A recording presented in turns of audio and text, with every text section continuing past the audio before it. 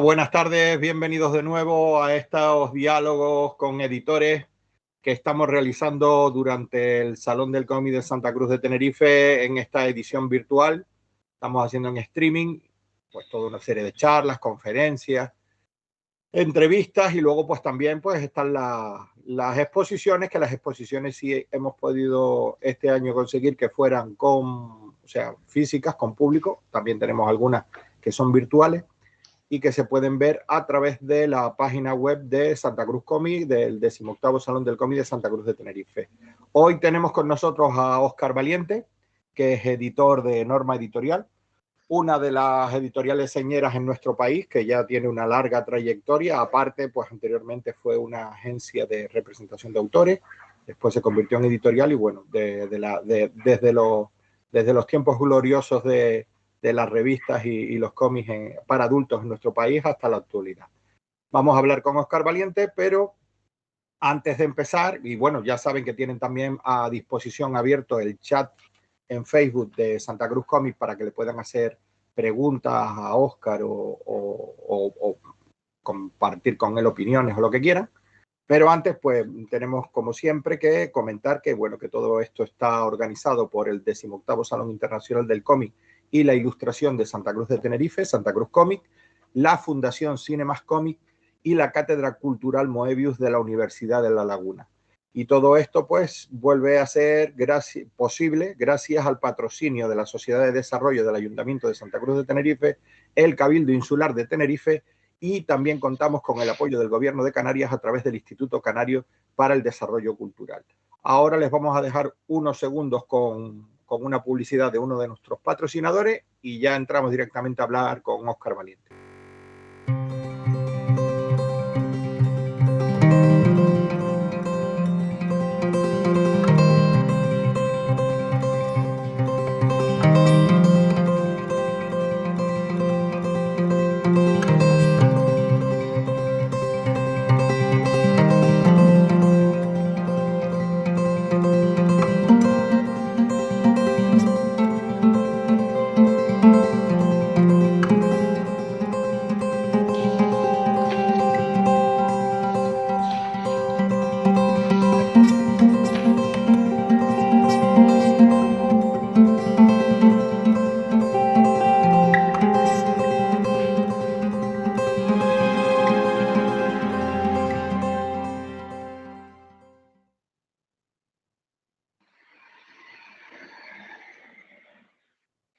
Pues nada, ya estamos aquí de nuevo después de este pequeño anuncio publicitario de uno de nuestros patrocinadores y ya estamos aquí directamente con Óscar Valiente. ¿Qué tal, Óscar? Buenas tardes.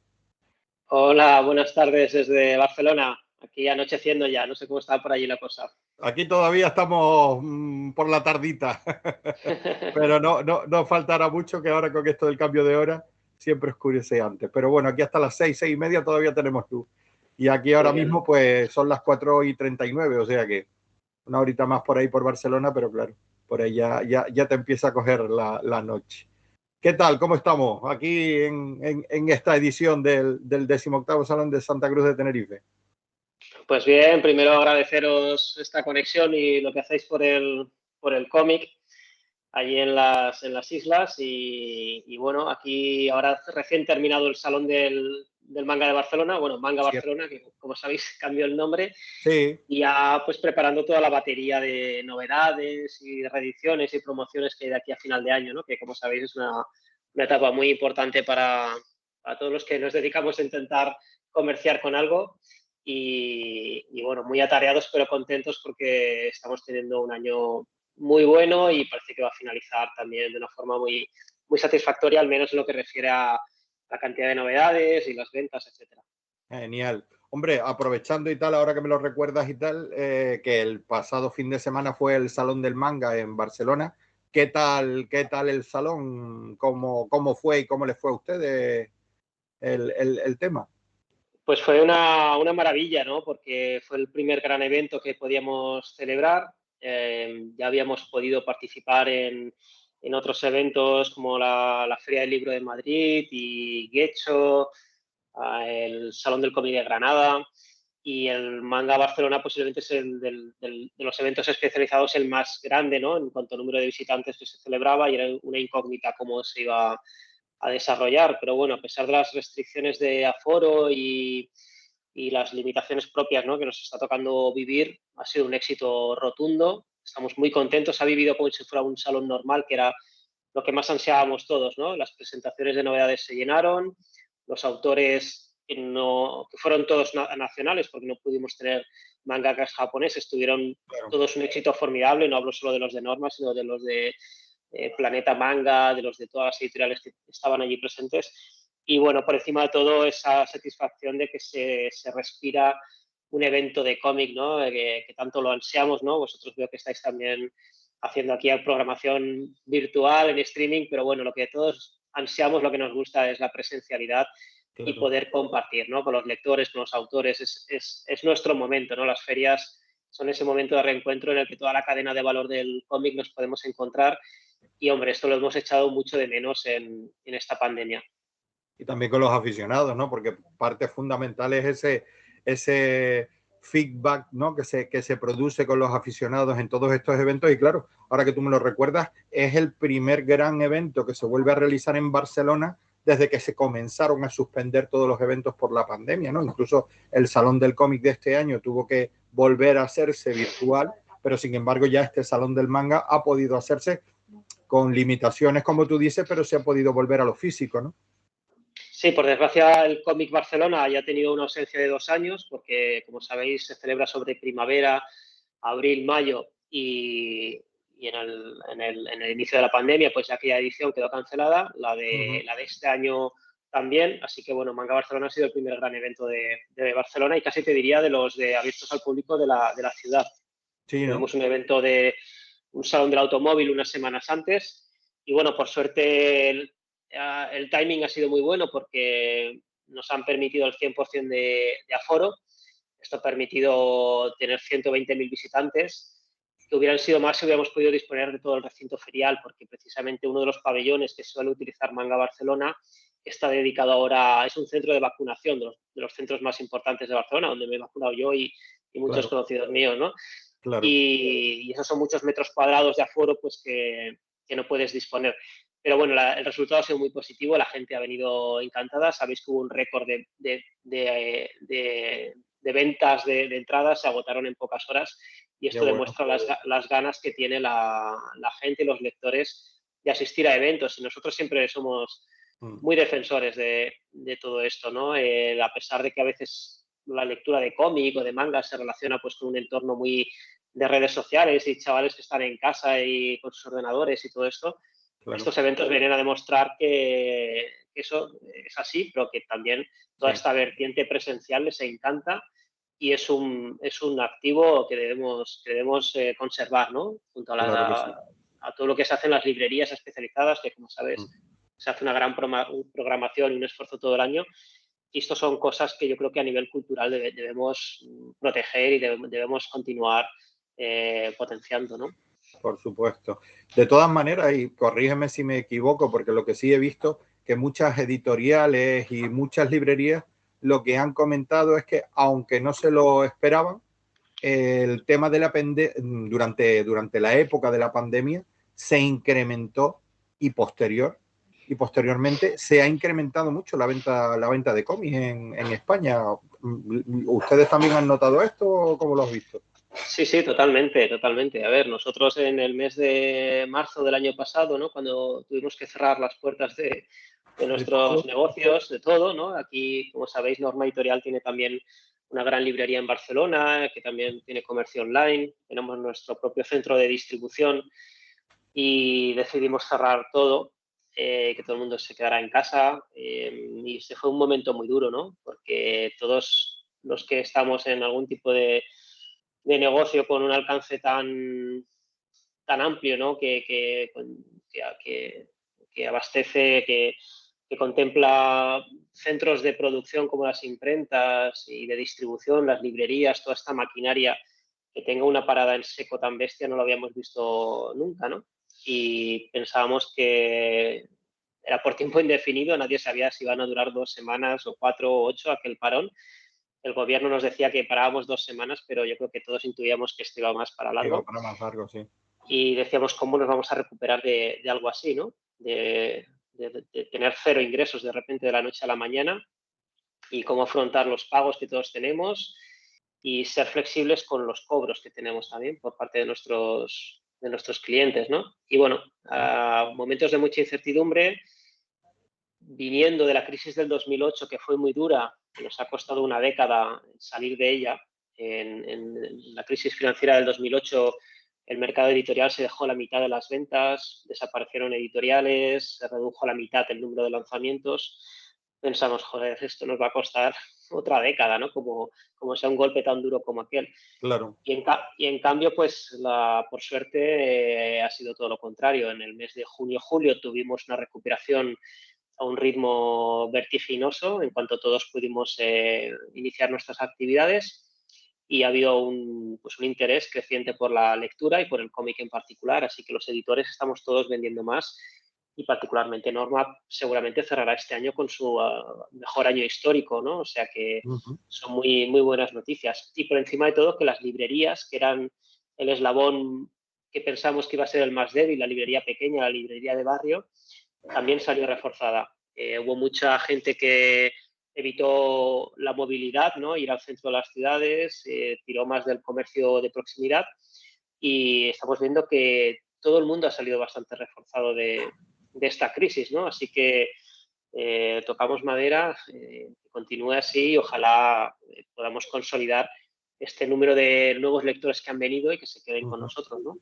Claro que sí. No, y además es una muy buena noticia, ¿no? Eso que, hombre, desgraciadamente ha sido por el tema de la pandemia, pero el hecho de que se haya recuperado tanto el mundo y que del cómic, y eso haya hecho que se acerquen muchos lectores o muchos nuevos lectores y esté la cosa pues mejorando, hombre, eso siempre es buena noticia. De todas maneras, yo si quieres te iba a preguntar también un poco por tu trayectoria dentro de lo que es norma editorial, ¿no? Porque no sé si te acordarás, yo también lo tengo así como un poco velado, porque allá por finales de los 90 y tal, que yo acudía con bastante regularidad al Salón del Cómic de Barcelona, sí recuerdo de conocerte y tú empezaste muy joven en esta labor, ¿no? Que creo que es una labor muy es dura y a su vez es bastante sacrificada, ¿no? La de editor, pero a la vez pues también me imagino yo que tiene su parte buena, ¿no? Su parte agraciada, ¿no? Que por lo que te gusta y te lleva a ello. Pero eso que te digo, tú empezaste muy joven. Eso fue Sí. circunstancias del momento, porque tú hacías fanzines y entraste en Norma Editorial. Recuerdo que al principio llevabas el tema de manga, ¿no? Que era cuando empezaba a despertar el tema del manga en España, y entonces tú fuiste como el editor especializado en el tema de manga dentro de Norma Editorial. Y a raíz de ahí, pues mira, ya ahora pues estás ya totalmente consolidado dentro de la editorial como editor y también responsable de Norma de la librería, ¿no? ¿Cómo te nace tan joven esta vocación? Para hablarle un poco a las personas que nos están viendo de dónde vienes y a dónde vas. Bueno, son muchos años ya aquí. Empecé con 17 años Fíjate. y llevo ya 28 años en No, eso no Norma. hace falta que lo digas, la edad no te vamos a preguntar. Por si alguien quiere hacer la La suma, suma. para ver qué edad tengo. Sí, empecé muy joven. Empecé en la escena de los fanzines, como tú muy, muy bien has dicho, y un poco en la ola de la llegada del manga. Yo, pues, como muchas personas de mi generación, me gustaba especialmente dibujar, y crecí con muchos cómics, por suerte, gracias a las bibliotecas, la biblioteca pública de Vinaròs, que es la ciudad donde yo vivía, y la de La Salle de Benicarló, que tenían todo el cómic franco-belga imaginable y todos los clásicos españoles, y crecí con todo aquello. Después descubrí los mutantes de Marvel, Batman, todas aquellas cosas, ¿no? Que parece que es un poco la progresión natural. Y después llegó el manga, llegó Dragon Ball, llegaron el puño de la Estrella del Norte, las primeras ediciones de manga de Planeta, y aquello fue como un shock. Descubrí que aquello me me interesaba especialmente, no había casi información y bueno, a raíz de ahí decidí hacer mi fanzine con 16 años, me carteaba con gente de toda España y intercambiábamos artículos, material. Bueno, aquí yo hice un fanzine que se llama Mangánime y eso es lo que luego me abrió las puertas pues de Planeta, de Manga Films y finalmente de Norma Editorial. Y entré en Norma pues muy joven, me desplacé a Barcelona para eso, para empezar a importar material japonés en la librería, en Norma Comics, y empezar a editar los primeros títulos de manga ya un poquito más tarde. Y así hasta hoy hemos hecho, bueno, innumerables proyectos aquí, como te puedes imaginar, en casi 3 décadas. Sí, sí, no, y además que creo que con bastante éxito, ¿no? Porque yo, por lo menos, mi apreciación es que la línea manga dentro de Norma Editorial cada vez ha ido a más, ¿no? Frente a otras líneas a lo mejor que se han mantenido, que bueno, que han tenido momentos como de más relieve, menos relieve, pero la línea de manga siempre ha mantenido una progresión que siempre ha sido ascendente. Bueno, en Norma, como sabes, hay las 3 grandes líneas, la de cómic europeo, americano y la del manga japonés. Ahora hemos añadido una pata más, que sería la editorial Astronave con la línea de infantil y juvenil, donde hay una mezcla también pues, de contenido francés, americano, español. En todo caso, la línea europea, que es lo que ha definido a Norma desde sus inicios, ha sido siempre bastante estable, ¿no? Y hemos tenido ahí siempre aquellas vacas sagradas, ¿no? Los Moebius, Bilal, Tardí, Torgal, son grandes nombres del cómic contemporáneo que siguen muy vigentes en nuestro catálogo. Blueberry, Blakey Mortimer, es una maravilla ver cómo hay algunos clásicos que siguen hoy tan vigentes, ¿no? Ahora, a través de las ediciones integrales, por ejemplo, Turgal y Blueberry siguen siendo de los títulos que más vendemos, ¿no? Corto Maltés, que como sabes Corto Maltés te iba a decir, ¿no? Está súper de actualidad, ¿no? Con el relanzamiento que han hecho Pellejero y Canales. Y esta es una línea que es bastante estable, ¿no? Siempre se ha mantenido y ahí Norma siempre ha sido, digamos, líder en ese campo. En el cómic americano, pues por desgracia hay un dominio pues bastante alto, ¿no? De Marvel y DC. Tuvimos el contrato, el Master Agreement de DC durante algunos años y eso pues te hace cambiar toda la línea. Después aquello se perdió, se tuvo que reinventar y ahí sí que tenemos algunos clásicos en el catálogo como Sin City, que se empezó a publicar cuando yo entré, o Hellboy, sí. Pero después es una línea que es más cambiante, ¿no? Son contratos más cortos y son líneas más volátiles, pero debo decir que a día de hoy estamos muy contentos con la línea de cómic americano que tenemos, con esos cómics independientes, de Image Comics, los cómics de autor que también publica Dark Horse, y estamos satisfechos con esta línea. Y luego la línea de manga, que esa sí que se inició también desde cero a partir del año 93, cuando empecé yo, 93-94. Y sí es una línea que ha ido creciendo, ha tenido sus altibajos también, porque en el mundo del manga también hemos tenido nuestros ciclos. Tuvimos una primera crisis a finales de los 90, después tuvimos otra pues una década más tarde. Digamos que son lectores muy jóvenes, ¿no? Y se produce ese relevo generacional, empiezan a leer manga y cuando llegan a los 18, 19 años o empiezan la universidad, etcétera, pues a veces es difícil mantener esta pasión lectora y es posiblemente el tipo de cómic que más sufre de este relevo generacional.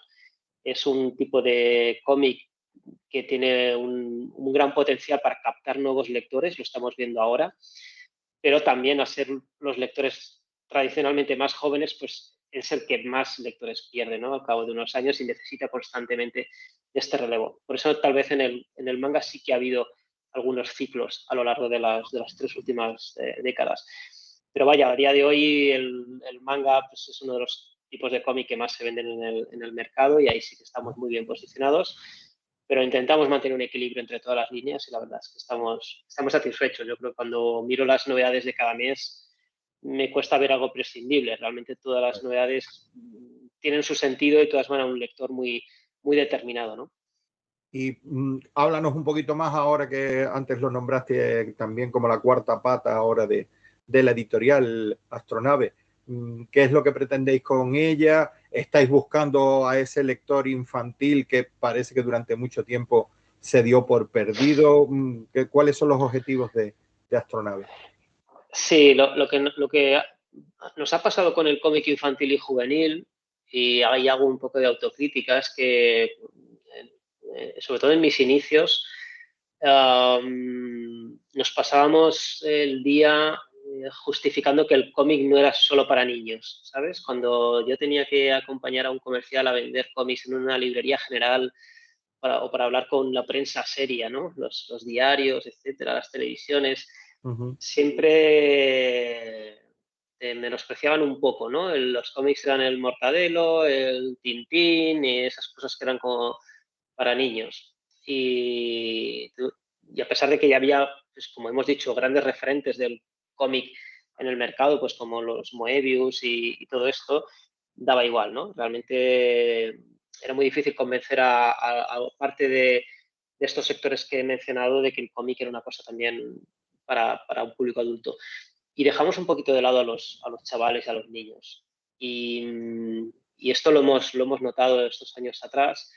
Y ahora ha habido un boom en los últimos años, sobre todo en Estados Unidos. Se ha recuperado la producción para infantil y juvenil a través de novelas gráficas, de series que no son muy largas, que es otro de los estigmas que a veces tienes con según qué serie franco-belga, ¿no? Que tiene una tradición muy larga, son series con muchos volúmenes y a la hora de entrar en ese tipo de cómic es difícil, ¿no? Cuando le quieres recomendar un cómic a un chaval. Y esto en los últimos años ha cambiado muchísimo y ahora hay una oferta increíble y en Estados Unidos ahora es una tendencia clarísima al alza, se está produciendo muchísimo y lo que hemos pretendido con Astronaves es tener este hueco protegido para el infantil y juvenil. Digamos que en Norma, haciendo esta autocrítica que decía antes también, el cómic infantil juvenil siempre lo dejábamos un poquito para el final, para lo último, ¿no?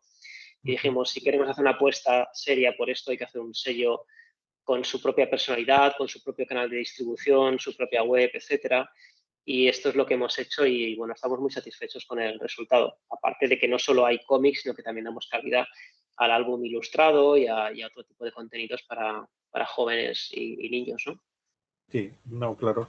Y además es una iniciativa que me parece muy loable y que está muy bien y es lo que tú dices. Yo creo que ahí hay que hacer autocrítica por parte de todos porque quizás eso, ¿no? El estigma que tenía el mundo del cómic o los tebeos, ¿no? Que eran para niños y tal, y intentando quitarnos de encima ese estigma durante mucho tiempo solo se produjo cómics para adultos y llegó un momento en que se perdió y obviamente si no hay niños que lean cómics pues llegará un momento en que tampoco habrá adultos que lo hagan, pero de todas maneras a veces no sé, yo te iba a preguntar si es así o estoy equivocado. Algunas de las ediciones que saca Norma Editorial, que son ediciones, lo que estábamos comentando antes, y me voy a ir al tema del manga, que por si te pilla más de cerca. Por ejemplo, la edición que habéis sacado de Akira, que reproduce la edición original, en la cual incluso el lomo de las páginas iba de un solo color, que recuerdo que hace muchos años lo sacó Ediciones B, pero era el momento álgido de Akira, ¿no? Ustedes han recuperado esa edición, que me parece espectacular. Cuando ustedes como editores hacen esa edición, lo hacen un poco como prurito de decir, vamos a hacer esta edición porque posiblemente no vayamos a recuperar la inversión, el coste en trabajo, en todos los materiales, en todo lo que hay que hacer. O sí se recupera esa inversión. Pues el caso de Akira es complejo porque ha sido una inversión muy, muy importante, a pesar de que es una edición en blanco y negro, es una edición costosísima por todo esto que tú has dicho, ¿no? Claro. La tinta directa que lleva en el lomo de las páginas, los materiales de reproducción que han costado también mucho, el proceso de aprobaciones, porque Otomo quiere ver las pruebas impresas no de forma digital, sino pruebas mojadas que llamamos, que es que vas a imprenta con el mismo papel que vas a utilizar en la edición, tienes que hacer un pequeño tiraje de esas páginas que no sirve para nada, no se puede aprovechar, eso solo sirve para enviar a Japón y que lo firme y ya se le gusta. Y una vez le gusta, pues vuelves a imprenta ya con todo el papel y todo para hacer el tiraje. Bueno, total, que es un proceso complejo. Y mira, y en Akira pues pensábamos que, bueno, es una inversión que había que hacer y que recuperaríamos a lo largo de unos cuantos años y ha sido un éxito, porque agotamos la primera edición de los volúmenes, creo que 1, 2 y 3 ya, o sea que estamos contentos del esfuerzo. Pero Entonces sí que es se verdad. puede recuperar entonces la inversión ahí de una Sí, edición tan costosa. pero sí que hay casos, por ejemplo, como el Capitán Harlock, que lo hicimos también en un cofre muy bonito con los dos primeros volúmenes, que ya los haces con esta proyección, ¿no? Decir, bueno, si dentro de 5, 7, 8 años conseguimos recuperar, fantástico, porque al final son obras que te interesan publicar por tu propia pasión y la de tu equipo, ¿no? Pero bueno, debo decir que sí que en casi todo lo que se hace se persigue la rentabilidad, ¿no? Ujú. Lo que sucede es que en el mundo del cómic que no tenemos pelotazos ni bestsellers como Claro. acostumbran a tener en otros ámbitos de la literatura, ya estamos acostumbrados a esto. O sea, sabemos que esto es un trabajo de hormiguita, de apisonadora, de sembrar, de catálogo. Es muy importante, como sabéis, reimprimir. Se trata de reimprimir siempre todo lo que se agota, porque las colecciones, si te falta el número 3, el 5, el 8, pues sabes que no vas a vender el resto de la colección. Claro. Y son pues inversiones a veces fuertes, porque requieren eso, mantener vivo un catálogo no es nada fácil y nuestros almacenes pues tienen literalmente algunos millones de ejemplares, ¿no? Porque son muchas novedades cada año y vas almacenando y bueno, es un esfuerzo que hay que hacer para mantener ese catálogo vivo.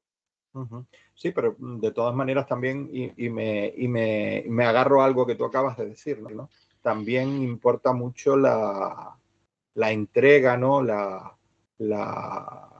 sea, las ganas de un equipo, ¿no? Porque, por ejemplo, y yo no sé si te gustará que lo destaque o no, a mí siempre me ha parecido que las ediciones de Norma Editorial están súper cuidadas y eso, ¿no? Y se busca la excelencia en determinadas ediciones que a lo mejor no son de tiradas muy grandes, pero que se busca eso que tú dices, ¿no? Ese producto de calidad, ese producto que no solo va a permitir la lectura de un cómic, sino también que el coleccionista o el aficionado lo pueda atesorar y lo pueda tener como algo importante en su biblioteca, ¿no? Sí, me estaba acordando también ahora de la edición que hicieron ustedes de Nausicaa en 2 tomos con su caja, ¿no? O sea, o las que han hecho de Corto Maltés, de Tintín, mientras estuvo Norma Editorial haciendo las ediciones de Tintín en determinados formatos y tal, o colecciones, como tú dices, que se reeditan, que ya han finalizado y que para finalizar pues se les busca un complemento que venga, como quien dice, incrementar el valor de esa colección, ¿no? Eso se debe no solo, entiendo yo, que me imagino que sí, que fundamentalmente ustedes buscan el rendimiento económico, sino también a la pasión de los que están detrás de esos productos. Sí, hombre, se trata de editarlo de la mejor forma posible, pero yo creo que ahora todas las editoriales estamos bastante alineadas en esto, ¿no? La edición que comentabas de Nausicaa, por ejemplo, no es nuestra, es de Planeta. Ah, perdona, Y, pensé que era de y Norma, fíjate, si los tengo es, a fan- ustedes es, relacionados con fantástica, ese tipo de ediciones. es fantástica. Yo creo que todos estamos un poco en una misma línea. El lector español es un lector bastante exigente y para mí todos los lectores son coleccionistas, ¿no? A veces cuando me preguntan por el lector más joven, por ejemplo el del manga, yo siempre digo, el chaval que compra aquel manga es un coleccionista, tiene derecho a quejarse cuando cometemos errores o cuando el librero no tiene la edición aquella perfecta, ¿no? Sin arañazos, con las esquinas todas bien. Sí, Porque bueno, para él son 8 o 9 euros. A lo mejor para otros no son mucho, pero para ese chaval ha ido con toda la ilusión a la librería a buscar ese tomo y luego lo pone ahí en su estantería y es un tesoro, ¿no? Y de la misma forma, pues que para otro lector, una edición como la de Nausicaa comentabas, que creo que valía más de 100 euros, pues uh-huh. es otro tesoro diferente, pero al final el valor puede ser similar para las dos personas, ¿no? Y los dos quieren la Claro. mejor edición posible. Sí que pues en Astronave y en otras colecciones intenta tener un precio contenido, pero al final te das cuenta que cuando haces la tapa dura, la calidad es bien percibida, ¿no? Ahora, por ejemplo, que en un Se sello como valora. Astronave, exacto, tu prescriptor es el padre, ¿no? Al final el que decide comprar el libro o el cómic de ese sello no suele ser el niño, sino que es el padre el que lo decide. Para él la calidad es importante, ¿no? Es una edición duradera, bien editada, bien traducida, bien diseñada. yo creo que ahí estamos alineados todos los editores y es una maravilla ver las novedades que lanzamos todos cada mes. Eso te iba a preguntar, o sea, ¿tenéis o tienen ustedes un departamento específico para ese tipo de ediciones o eso es dentro del equipo que hace o que programa lo que tú decías, ¿no? Los próximos lanzamientos, la campaña de Navidad, los lanzamientos para el Salón del Manga?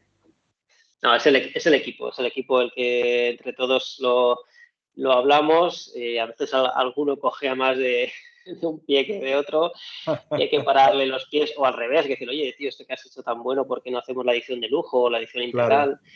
Y bueno, entre todos nos alimentamos. También nuestro equipo comercial que está aquí es con el que a veces consultamos, ¿no? Y sobre todo te basas mucho en el histórico, ¿no? Si algo ha funcionado del pasado o no ha funcionado, pues te sirve, ¿no? Para tomar las decisiones futuras. Pero bueno, intentamos mantener este equilibrio entre ediciones más normales, los integrales, las de lujo, los libros de arte, y al final tampoco puedes hacer todo con esa super calidad porque no se aguantaría. Pero bueno, sí que hacemos cosas. Ahora, por ejemplo, hicimos el integral de Leo Verdura, que es un integral enorme, precioso, ¿no? Que el hijo de Ramos está encantadísimo con esa edición. El año que viene vamos a trabajar en Gumer. Son grandes clásicos que vamos a recuperar en formatos que van dirigidos a esos nostálgicos que los leyeron en su día y que ahora los quieren tener en una edición completa, ¿no? Porque no tienen tiempo para estar al día de las novedades editoriales, ir a la librería pues cada mes. Bueno, al final todo convive, ¿no? Las ediciones normales con estas más de lujo. Y bueno, son sin identidad de norma, pero estoy muy contento de ver que también todas las editoriales cada mes están haciendo ediciones cuidadísimas. Perfecto. Mira, vamos a aprovechar ahora y hacer un pequeño paréntesis y te voy a ir pasando algunas de las preguntas que las personas que nos están viendo nos están enviando a través del chat del Facebook de Santa Cruz Comic. Y bueno, por ejemplo, aquí Esme Pérez te pregunta, creo que un poco ya más o menos lo estabas comentando antes, ¿no? ¿Cómo era la progresión de la publicación de manga con respecto a las demás líneas de la editorial de los últimos años? O sea, y me imagino que se refiere a la progresión en el sentido de que, pues, lo típico en este país, pues siempre se ha valorado más, quizás durante mucho tiempo, lo que eran las líneas de superhéroes o las líneas de cómic americano, las líneas de cómic franco-belga o de cómic europeo. ¿Cómo ha sido la progresión de esta línea de manga frente a las otras, que en este caso ustedes lo pueden vivir dentro de la propia editorial? Bueno, yo creo que es la línea que ha tenido un crecimiento más pronunciado, ¿no? De no existir hace, pues eso, 3 décadas, ahora ser una parte importantísima del mercado. Hay librerías que el manga puede suponer el 60% de sus ventas o el 70%. En la librería general cada vez es más receptiva al manga. Tradicionalmente les costaba entrar porque no lo entendían. Claro. Y es normal porque a veces los lectores piden el título en japonés en lugar de en español, y si ya nosotros mismos, que somos los supuestos entendidos, nos volvemos locos, pues cuando entran en una librería de barrio y en lugar de decir Ataque a los Titanes se lo sueltan en japonés, pues al librero ya le explota la Lo cabeza. vuelven loco entonces ya directamente. Se vuelven loco. Pero eso está cambiando. También han visto los libreros que si quieren atraer a gente joven, el manga es un activo que tienen que tener en sus estanterías, y esto está cambiando. Y el caso es, bueno, pues que es un componente muy importante de la oferta de cómics. El cómic americano ha tenido el impulso de las películas de Hollywood, que ha sido súper importante, ¿no? Cuando hay un éxito como Los Vengadores, las películas de Spider-Man, etcétera, pues también es una forma de atraer nuevos lectores, es algo muy interesante y muy necesario. Y el manga tiene otra capacidad para generar estos nuevos lectores a través del anime. Las plataformas de streaming han sido un aliado en esto. Algunos Sí. éramos muy escépticos con la influencia de las plataformas de streaming, porque pensamos que la audiencia iba a estar muy atomizada. Venimos de una era en la que cuando había un gran éxito en Telecinco, en Antena 3, en Televisión Española, pues lo veía todo el mundo, ¿no? Pokémon tenía un share del 25, del 30% entre la población juvenil. Y en cambio no ha sido así. Las plataformas han sabido generar un fandom nuevo que tiene acceso a una cantidad de horas brutal de anime y esto ha propiciado que tengamos también estos nuevos lectores a través de ellas. Pero bueno, sí que ahora es un mercado muy, muy consolidado, dependiendo de la librería, pues es un porcentaje mayor o menor. Pero bueno, si veáis las cifras pues del Manga Barcelona que comentábamos antes o de la cantidad de publicaciones, etcétera, pues es fácil ver que es una parte muy importante del mercado y especialmente pues, también para Norma. El caso del manga es que, claro, son colecciones muy largas, entonces es fácil al final que se te cree una línea bastante abultada. No es como el cómic europeo, incluso el tipo de cómic americano que nosotros hacemos, que son colecciones cortas o son one shots, te permite probar muchas colecciones diferentes a lo largo del año. En el manga, si las colecciones se alargan mucho, pues a la que tengas 10, 15, 20 contrataciones, se te genera ya un catálogo de publicaciones bastante continuado. Claro. Mira, y otra cosa que nos pregunta Esme, o sea, comenta que una cosa que valora mucho de Norma Editorial es la publicación de libros enfocados a la cultura japonesa y a su idioma, como Japón con jamón, japonés en viñetas y todas estas ediciones que han sacado ustedes. ¿Eso lo ves como un complemento a o casi que se ha convertido en una línea propia dentro del manga, ¿no? Todos estos libros que se centran o que versan alrededor de la cultura japonesa. Son libros muy duales, digamos, tienen un doble cometido, ¿no? E incluso nos sucede que en algunas librerías grandes como FNAC los puedes encontrar en las dos secciones, la sección de cómic o manga y en la sección de idiomas o de viajes o de cultura. Y empezaron como un complemento a la línea manga, especialmente japonés en viñetas, pero después son libros que han tenido su propia personalidad, ¿no? Japón con jamón de Nekoshita, ellos, por ejemplo, nunca habían venido a un manga Barcelona, vinieron a la última edición y arrasaron porque fue un éxito bestial. Y ellos no son muy de la cultura del mundo del manga y el anime. Y en cambio, gran parte de sus lectores sí que están dentro de esta cultura. Y otra parte de su audiencia, pues tampoco tiene esta conexión, ¿no? Entonces, al final intentamos ir a los dos. En el caso de japonés con viñetas sí que vemos que es una forma para muchos amantes del manga de aprender japonés, pero luego una gran parte de sus lectores son gente que simplemente quiere aprender con japonés con un método ameno, pero no tienen especial interés en leer manga después de esto, ¿no? Y luego tenemos los libros de Héctor García, de Kirai, que tenemos con el Un Geek en Japón y la magia de Japón, que son una introducción fabulosa a la cultura japonesa, que también son para todos los públicos, ¿no? Son libros que queremos seguir explorando y también hoy día hay editoriales como Satori que realizan unas ediciones fenomenales en torno a la cultura japonesa. Y bueno, siempre es algo que nos atrae mucho y a mí en particular, y sí que me gustaría seguir explorándolo. Claro. No, y además que se generan y se publican contenidos muy interesantes, yo creo. Otra pregunta, esta de Sara Fernández Bonilla. Te pregunta si por curiosidad, o sea, que tiene la curiosidad de saber cuáles son los requisitos o lo que atrae al equipo editorial para seleccionar una obra para ser publicada. Pero no lo preguntan tanto como, oye, te voy a presentar una obra que tiene, no, creo que lo pregunta más bien, o sea, ¿cómo seleccionan ustedes o qué es lo que les atrae de una obra que vean en el mercado franco-belga o por ahí por otro sitio para hacer la edición en español? Uf, esa es una gran pregunta, ¿eh? Y tú lo sabes, ¿no? Es difícil porque no hay una respuesta, realmente. Al final depende mucho de la línea editorial. No es lo mismo el criterio que utilizamos en la línea manga que el que se utiliza a lo mejor en la línea de cómic europeo o la que se utiliza a la hora de producir una obra de autores nacionales. Pero bueno, principalmente, sobre todo el histórico, ¿no? Si esa obra tiene el ADN un poco que tiene tu editorial, a pesar de que tenemos una oferta súper diversa de contenidos, pero bueno, que esté dentro del ADN de tu catálogo, que en el histórico que tú tienes de publicaciones tengas casos de éxito, ¿no?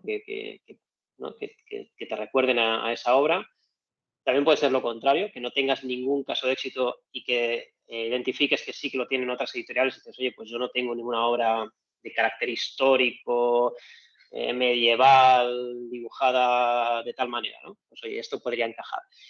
Son muchos factores los que influyen, y el que sí que es común a todos ellos y es importante es la calidad de la historia. Yo creo que esto al final es básico. Sabéis que en el mundo del cómic lo primero que nos entra es el visual, ¿no? Claro. Es la parte gráfica, pero luego yo creo que los editores tienen que abstraerse bastante de esta parte gráfica y entrar en la historia. Si la historia es muy buena, un arte que a lo mejor no nos resulta tan atractivo puede funcionar. Pero si el arte es espectacular y detrás no hay una historia sólida, lo que nos ha pasado en el pasado es que casi muchas veces hemos fracasado. Piensas, bueno, el dibujo lo sostiene todo, ¿no? Este dibujante es fantástico. Pero si luego no hay una historia que te atrape, unos personajes, como sucede pues, con Black Shark, ¿no? Que acabamos de presentar el nuevo álbum, es difícil que eso falle. Por eso a veces es muy importante entrar en los argumentos, en las historias, leerlas. Los editores Claro. leen muchísimo, tenemos algunos lectores externos, pero básicamente ellos intentan leer casi todo lo que publican previamente, y eso sí que diría que es lo básico. Claro que sí. Sí, ¿no? Porque muchas veces es lo que tú dices, ¿no? Que a lo mejor uno entra en una historia por la imagen gráfica, pero eso se sostiene a lo mejor 1, 2, 3 números, pero ya llega un momento en que te termina, ya la imagen gráfica te ha llenado y te aburre la historia y terminas dejando una colección a mitad y bueno, yo me imagino que eso para la editorial también tiene que ser un varapalo porque a lo mejor terminas editando la colección completa y lo que tú decías, ¿no? O sea, se han agotado los primeros 3 números, pero luego te queda colgado todo el resto de la colección. Tiene que ser complicado en ese sentido. Lo vemos constantemente, por ejemplo, en el mercado del manga. El mercado del manga en Japón es inabarcable. Obras de calidad gráfica y todas las que quieras, pero algunas de las que llegan al corazón de los lectores no son las que están, dirías, mejor dibujadas o más espectacularmente dibujadas, ¿no? Y algunos éxitos muy recientes son así, pero tienen esa historia, esos personajes, ¿no? Esa atmósfera que por algún motivo conecta con los lectores y las hace destacar tantísimo y convertirlas en esos fenómenos de ventas, ¿no? Sí. Y bueno, todos conocemos grandísimos dibujantes que sin buenos guionistas pues no han conseguido cuadrar aquella obra de culto, ¿no? Así Sí. que la historia, el guión, yo creo que es básico. Ok. Mira, otra pregunta de Daniela Hernández. Te pregunta, ¿cuáles crees que son los factores más importantes a la hora de que algún autor de manga europeo consiga tener cabida en el mercado? Porque ahora, bueno, tú sabes que están surgiendo muchos autores de manga que son de aquí, son de Europa o de España, y Sí. están teniendo sus publicaciones también. Sí, ahora por suerte, por fin empiezan, ¿no? A funcionar algunos autores españoles. Ha costado muchos años. Nosotros sabéis que hace muchos años que impulsamos el concurso anual de manga. El ganador, el premio es ser publicado por Norma y ya hemos publicado ya muchísimos volúmenes, y algunos de los autores que han ganado el concurso después han continuado publicando con nosotros otras obras, ¿no? Como Fidel de Tovar y Dani Bermúdez, que ahora acabamos de presentar con ellos El tiempo de los tres en Manga Barcelona. Tradicionalmente parece que había un estigma, ¿no? Que si el manga no es 100% japonés, pues aquí como que no gustaba, ¿no? Incluso el manga coreano al principio costó que la gente lo admitiera porque no era japonés y no era auténtico y no era otaku y estas cosas. Y también lo que nos pasaba a nosotros a la hora de producir es que cuando íbamos con una obra de autores españoles a los mercados internacionales, a la Feria de Frankfurt y San Diego, etcétera, los editores pues te dan la respuesta la misma que doy yo cuando me ofrecen esos contenidos. Digo, es que ya tengo mucho material japonés, ya tengo mucho manga, y cuando busco autores europeos busco pues otra cosa, ¿no? Un estilo más personal como el que hay en la línea de cómic europeo o la línea de Astronave. Esto por suerte ahora está cambiando y yo creo que ahora es un buen momento. Tradicionalmente le decíamos a los autores que intentaran no aferrarse al 100% al estilo manga, pero que intentaran darle una personalidad propia y un poco más de fusión con el estilo europeo, como han hecho pues Marini y otros autores. Pero ahora no sabría decirte. Yo creo que esa línea funciona. En el cómic franco-belga hay muchos ejemplos, pero también posiblemente porque no van a funcionar cada vez más estilos que son 100% manga, ¿no? También lo que decía antes, lo importante al final es la historia. Planeta está haciendo un muy buen trabajo con Planeta Manga, nosotros con el concurso. Luego hay pequeñas editoriales, Letra Blanca, Fandogamia, que están también produciendo autores de aquí Sí, con estilo manga. Y sí. bueno, es un camino duro, pero que poco a poco va funcionando. Tenemos una generación de autores que han crecido solo con manga y claro, esto se va a notar mucho en la creatividad que vamos a ir viendo en los próximos años. Correcto. No, sí, y me imagino que cada vez irá a más, ¿no? El hecho de que haya más lectores y que están dentro de ese mundo, dentro de esa influencia, pues también posiblemente generará más creadores que les guste ese estilo, que les guste hacerlo de esa forma, ¿no? La mejor recomendación, pues la que podríamos hacer cualquier autor de cualquier otro estilo, es, evidentemente al principio empiezas con una gran influencia de un autor que te apasiona, ¿no? Y luego vas mutando a tu propio estilo. Yo creo que aquí lo interesante será esto, ¿no? Hay gente que empieza, pues, que tiene un toque muy de Toriyama o muy del autor que sea, y ver cómo va a evolucionar a otro estilo que puede seguir siendo manga, pero que al final tiene que ser un estilo propio. Yo creo que si no logras ese estilo propio, va a ser difícil que te consolides, ¿no? Por ejemplo, Kenny Ruiz es un buen ejemplo de un autor que tiene un estilo muy manga, pero tú ves una página de Kenny y sabes que es suya, ¿no? Yo creo que eso es un poquito el camino que hay que intentar alcanzar. Claro. Mira, otra pregunta de Omar Alonso Labrador, que voy a aprovechar también yo para hacerte otra pregunta. Él, Omar, te quiere preguntar qué título de los que has podido traer a España es tu favorito o cuáles son de los que has traído que es tu favorito.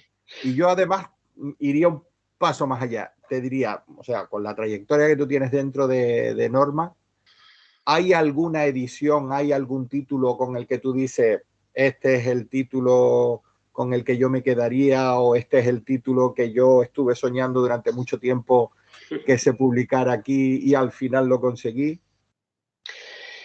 Bueno, eso es como escoger a uno de tus hijos y sabes que es imposible, ¿no? No puedo decir de una forma tan radical, pero Pero bueno, bueno, siempre hay alguno que es el preferido de papá, o sea que... bueno, si tuviera que quedarme con uno sería el que hemos hablado antes, sería con la edición de Akira, porque para mí Ajá. Akira es muy importante. Akira y Dragon Ball fueron los que me hicieron despertar esta pasión por el manga. Y el Uh-huh. caso de Akira es curioso porque se ha podido hacer esta edición que tenemos actualmente gracias a la insistencia que tuvimos nosotros desde Norma a la editorial Kodansha y a Otomo, porque hasta esa edición Akira solo se podía leer en la versión en color o en la versión en blanco y negro que ya existía, pero que estaba invertida, como se hacían antes los mangas, con las Sí. onomatopeyas traducidas, con una traducción que no era óptima. Y Otomo es muy poco amigo de los relanzamientos y remasterizaciones y todo eso. Ahora no, ahora está haciendo una una nueva colección, una nueva antología de toda su obra, por fin. Pero bueno, al Uh-huh. final, se nos dijo, mira, habéis insistido tanto que al final vamos a digitalizar todo el material, porque todo eso estaba en fotolitos, y vais a poder hacer esta edición que si queréis hacer. Y gracias a esto se ha podido hacer en Francia, en Brasil y, bueno, y en todo el mundo, ¿no? Y estoy muy Qué contento bueno. porque fue un camino de muchos años hasta que se ha conseguido esto. Seguro que sí.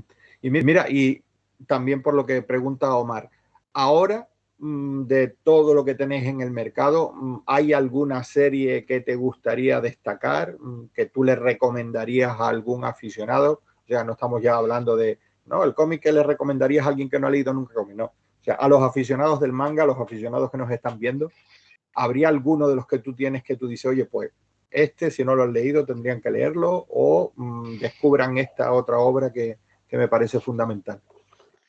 Hombre, yo creo que el gran clásico contemporáneo de nuestro catálogo este que puedes recomendar a todo el mundo sería Black Sad, ¿no? Que Vale. acabamos de lanzar ahora el nuevo álbum.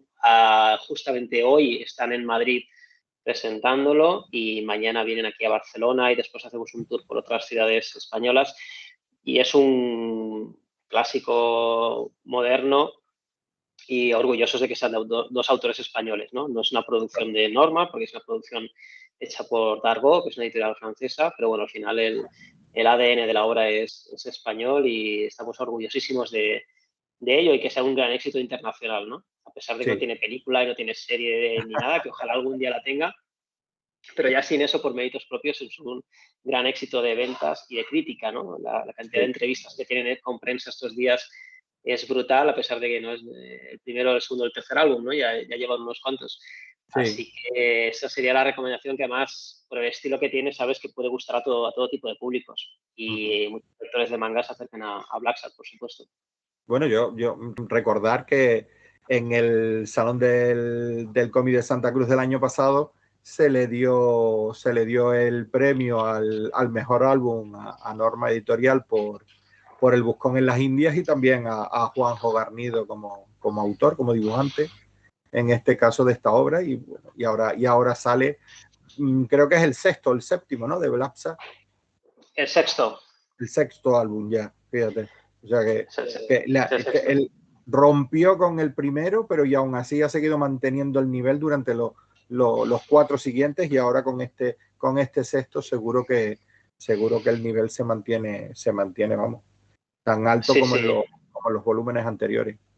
Es un clásico bueno, y lo que has mencionado, el Buscón en las Indias, es también espectacular. Aquí Sí. el guión no es de Canales, pero bueno, es una obra redondísima y que ha funcionado muy bien. Y es de esos cómics que sabes que van a perdurar, lo que decíamos antes, años y años y años. Va a tener continuas reediciones y reimpresiones y reinvenciones con nueva portada, lo que tú quieras, pero sabes que pasarán 5 décadas y es uno de esos libros que van a seguir vendiéndose porque es una obra maestra. ¿No? Y además, una obra que en el caso de la edición que ustedes hicieron, en la cual se acompañaban los 2 álbumes, el que era con las páginas en blanco y negro de Juanjo Guarnido, y el álbum tal cual se editó con sus colores y todo eso, es como una edición muy para el aficionado al dibujo, a la ilustración, al cómic, ¿no? Que le gusta ver esas páginas, ese trabajo del autor, ¿no? O sea, era una edición como muy lograda por eso, ¿no? Que por un lado tenías el álbum para leerlo y disfrutarlo, y por otro la parte que era en blanco y negro y tal, donde podías disfrutar del trabajo de Juanjo Guarnido. Otra pregunta que nos hace, mira, en este caso es Mafe Suárez, que te pregunta, bueno, también te lo iba a preguntar yo, pero ya que Mafe se adelanta, te la traslado. ¿Hay alguna idea o proyecto nuevo que tengan en mente para implementar en la editorial?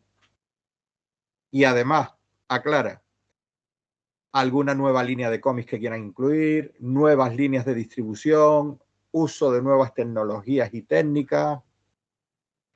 Esta pregunta sí que es completa. Sí, pues, siempre estamos buscando cosas nuevas, ¿no? Algunas de las que tenemos en la cocina no te las puedo contar. Bueno, algo Sí que te puedas diré, adelantar. mira, te puedo decir 2 proyectos que no son no suenan tan románticos, pero bueno, y el año que viene iniciamos la construcción de un nuevo centro logístico al lado del que tenemos, con mucha más capacidad. Es algo muy importante que necesitamos como agua de mayo, porque nuestro almacén hace tiempo que se quedó pequeño y por fin vamos a iniciar la construcción de este almacén propio mucho más grande.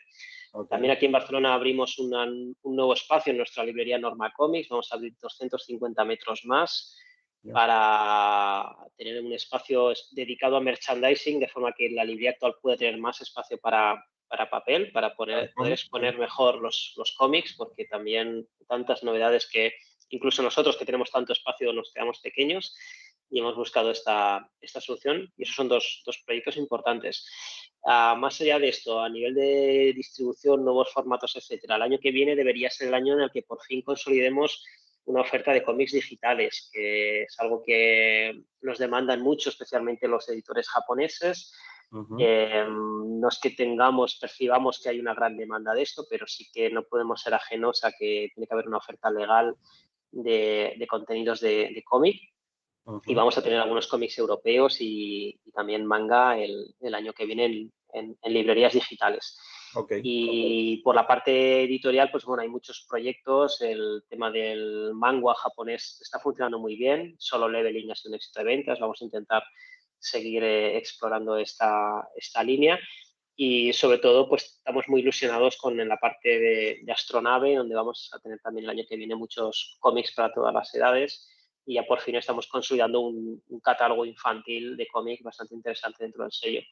Y bueno, más cositas que vendrán. Irán saliendo. Mira, solo por curiosidad, ¿qué superficie, o sea, añadiendo la nueva superficie que nos comentas para merchandising, para la librería, qué superficie ocupa ahora mismo Norma Comics?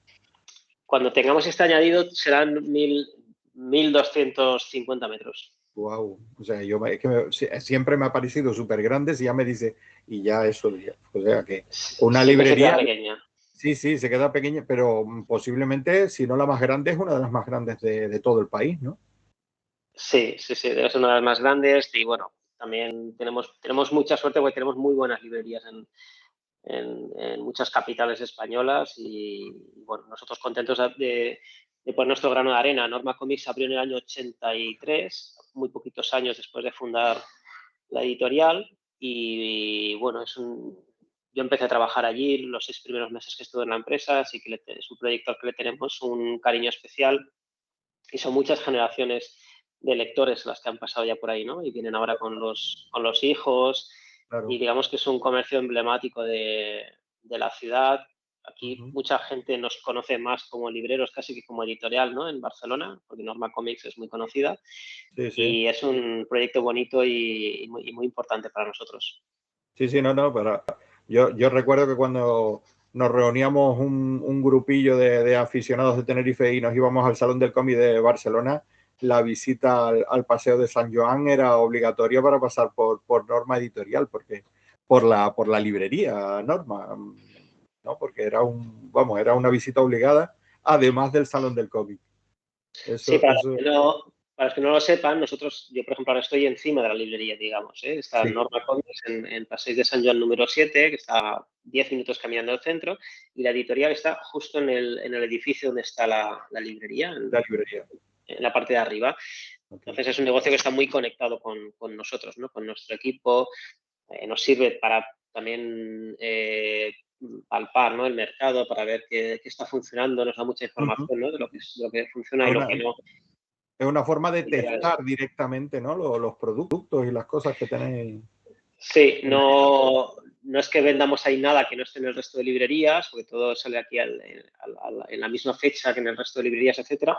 Pero Claro. bueno, sí que nos permite ver sobre todo cómo funciona lo de los demás, ¿no? Y compararlo con lo tuyo. Y bueno, al final, el nivel de información de mercado es muy interesante, pues una librería que vende mucho, tiene un tráfico de visitantes bestial y nos da mucha información y bueno, luego pues nos permite también hacer un poco de agenda cultural, etcétera. Uh-huh. Bueno, te diré que ya se nos ha pasado casi una hora, son las 5:30 aquí, las 6:30 tuyas. Para no quitarte mucho más tiempo, una ultimísima pregunta porque no quería dejarlo pasar.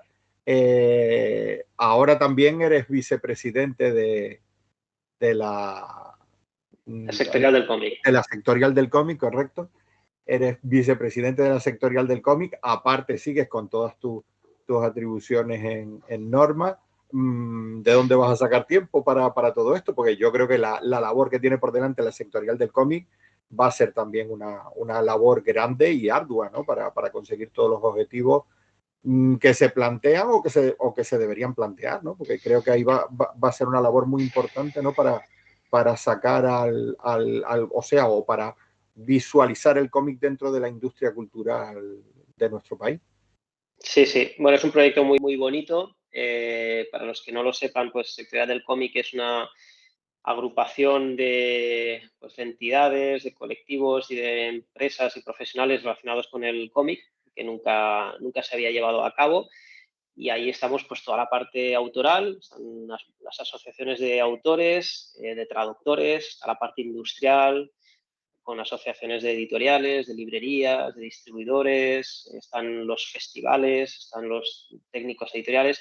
Lo que hemos intentado es agruparnos todos para tener una voz única, sobre todo frente a las instituciones, ¿no? Y reclamar para el cómic una atención pues que nunca nadie ha reclamado. Digamos que cada uno hemos librado nuestras batallas individuales, pero al final creíamos que en el Congreso de los Diputados, en el Ministerio de Cultura, en las diputaciones, en los ayuntamientos, hay que elevar una voz única del cómic para reclamar pues, una serie de atenciones, una serie de medidas hemos conseguido muy poquito tiempo que el Congreso de los Diputados, por unanimidad, apruebe una proposición no de ley que recoge muchas de las ideas que hemos impulsado desde la sectorial. Por ejemplo, una de las más notorias que más le gusta a la gente es la celebración del Día del Cómic. Sí. Pensad que hay días de todo y no hay un día oficial del cómic, ¿no? Está el Día del Orgullo Friki, que eso es otra cosa, está el Día del Cómic Gratis, que nos lo hemos un poco también cocinado nosotros, pero bueno, hombre, yo creo que necesitamos de la celebración de un Día del Cómic que nos permita abrir otra vez a las librerías a todo el mundo y celebrarlo con los autores, con los lectores, y que sea un día para reivindicar la importancia del cómic, para aflorar las carencias que tiene, ¿no? Es un medio que, como sabéis, no está exento de precariedad, ¿no? Hay muchos autores que tienen muchas dificultades, ¿no? Para llegar a fin de mes, y muchos libreros, ¿no? Que son empresas pues, unipersonales, muchos editoriales también que son microeditoriales. Es decir, no solo todo lo que reluce, y lo que pretendemos desde las sectoriales tener una industria cada vez más fuerte, más grande. Nos miramos mucho en nuestro vecino, en Francia, ¿no?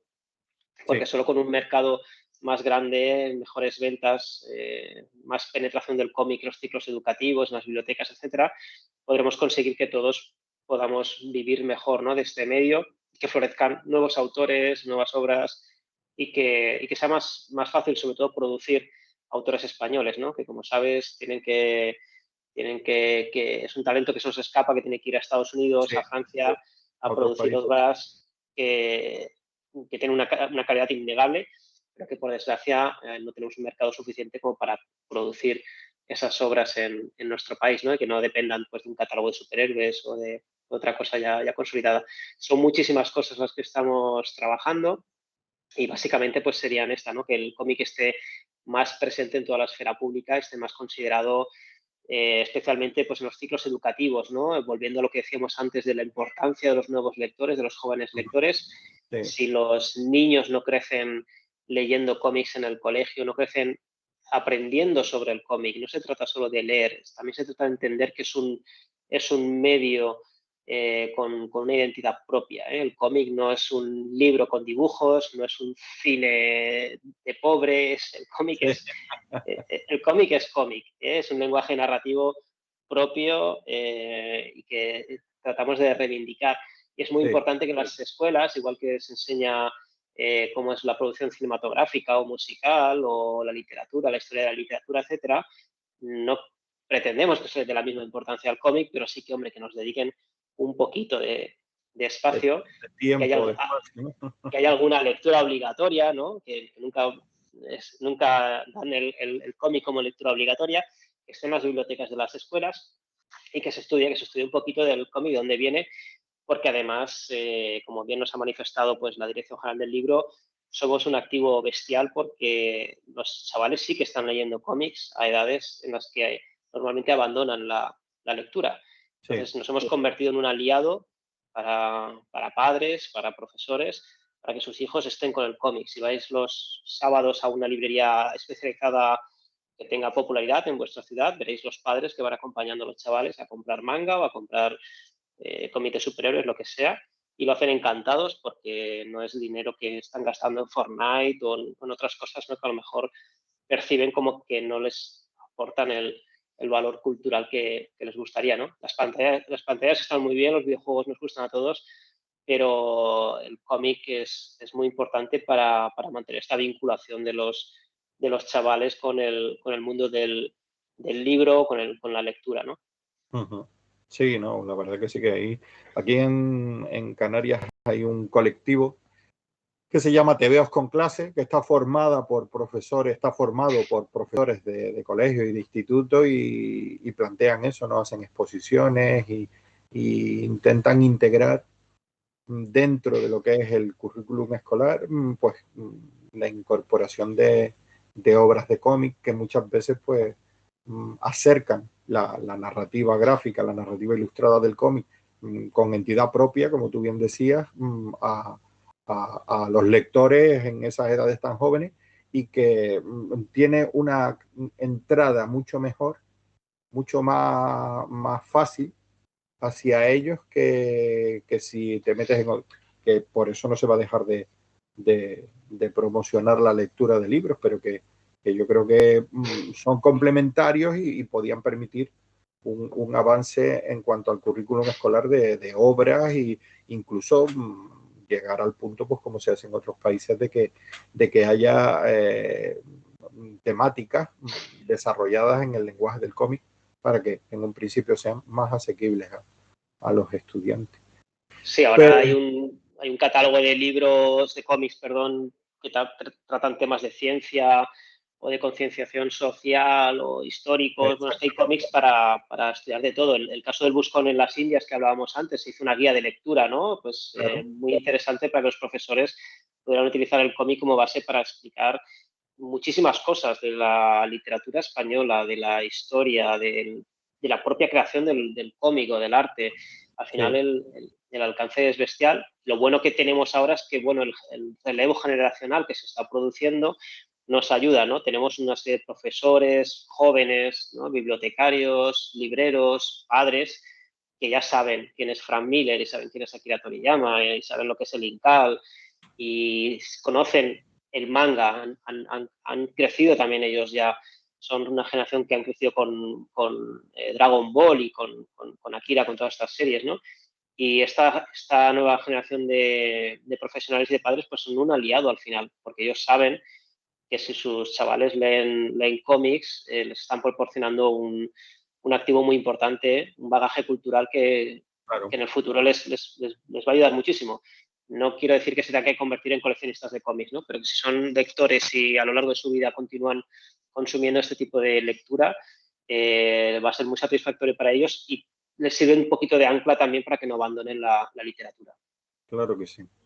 Bueno, Óscar, pues yo ya viendo la hora que es y que a las 6 tenemos otro streaming ahí a las puertas que ya me están dando toques, decirte que bueno, que podíamos seguir toda la tarde hablando porque preguntándote de cosas y bueno, y compartiendo contigo pues todos estos comentarios y todas estas opiniones que la verdad que ha sido un rato muy agradable y nada, pero bueno, aquí también nos marca el tiempo la pauta y oye, que agradecerte que hayas estado aquí con nosotros, darte ánimos para seguir con la labor que hacéis en Norma Editorial y también para la que te espera en la sindical del cómic, la sectorial del cómic y mucho ánimo y para adelante. Y bueno, que encantado de haber estado este ratito contigo aquí esta tarde.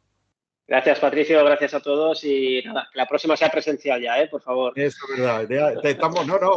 Varios mensajes aquí que no hemos leído y decían, no, pero que venga para la próxima, que lo queremos conocer y tal y cual. O sea que tiene ya gente esperando para el próximo Salón del Cómic de Santa Cruz de Tenerife, a ver si te puedes pegar un saltito y estés por aquí y puedas hablar con la gente directamente. Venga, gracias y que tengáis buenas lecturas de aquí a final de año. Eso, fundamental. Bueno, yo simplemente pues despedirme de todos los que nos han estado viendo este ratito.